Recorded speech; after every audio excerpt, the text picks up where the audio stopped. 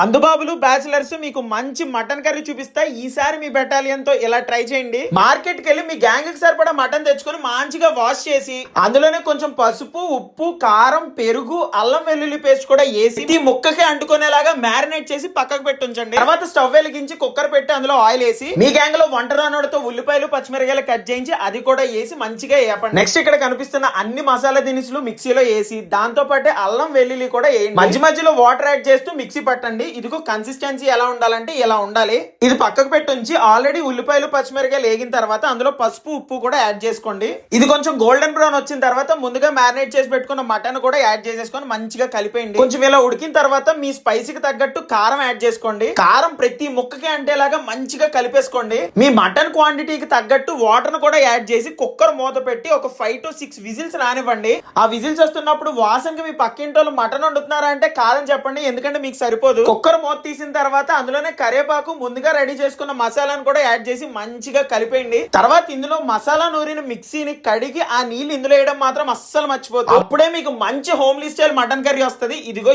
ఇంత టెంప్టింగ్ గా ఉంటది. ఇంత సింపుల్ గా టేస్టీగా చేసిన తర్వాత మీ బెటాలియన్ లో మీరు ఒక రేంజ్ కి వెళ్ళిపోతారు. ఇది మాత్రం పక్కా.